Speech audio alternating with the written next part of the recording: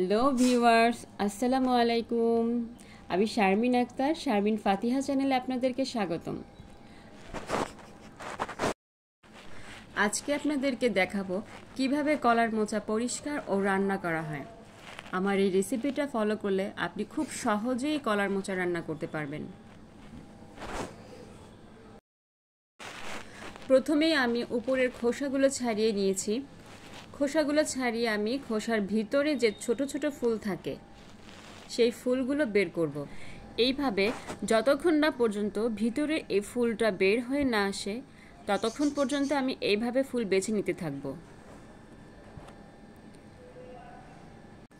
ভিতরের এই কচি অংশটা বের হয়ে আসলে অনেকে কুচিয়ে নেন, আমি কুচিয়ে নেইনি কারণ আমি এটাকে বেটে ফেলব। ফুলগুলোর প্রতিটা ডাঁটির মাঝে মাঝে যে শক্ত অংশ থাকে সেগুলো বেছে ফেলে দিব। আমি এইভাবে সবগুলো ফুল বেছে নিয়েছি। অবশ্য আমার হাত কালো হয়ে যাচ্ছে। কলার মোচার মধ্যে অনেক কষ থাকে, এজন্য হাত কালো হয়ে যায়।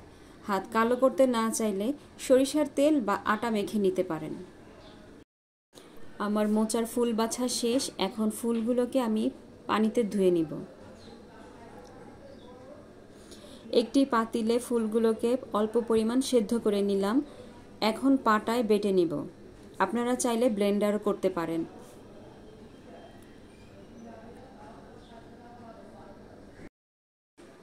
পাটায় মিহিন করে বেটে নিচ্ছি।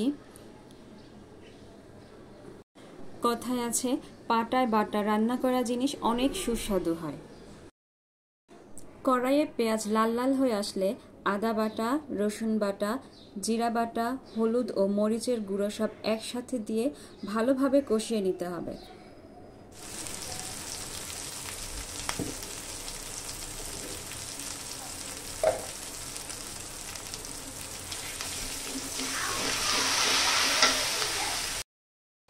এখানে আমি 2টা শুকনো মরিচ দিয়ে দিয়েছি যাতে কালারটাও সুন্দর হয়, খেতে অনেক টেস্ট হয়।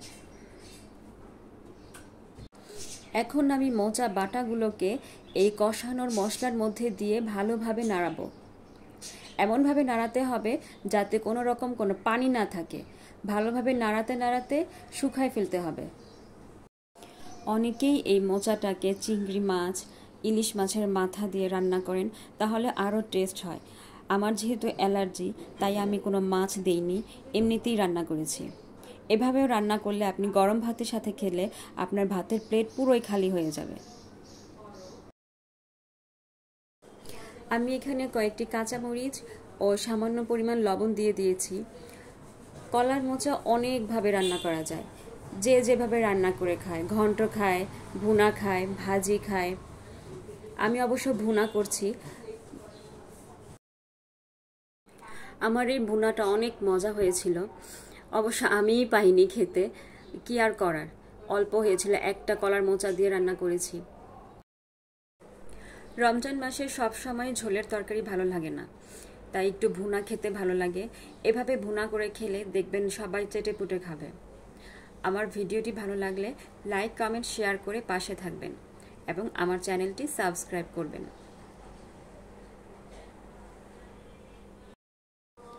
রমজানে সবাই সুস্থ থাকবেন, ভালো থাকবেন, ভালো কাজ করার চেষ্টা করবেন। যেহেতু এটি আমলের মাস, বেশি বেশি আমল করবেন, গুনাহ মাফের মাস, বেশি বেশি আল্লাহর কাছে তওবা করবেন। আমার জন্য সবাই দোয়া করবেন। আল্লাহ হাফিজ।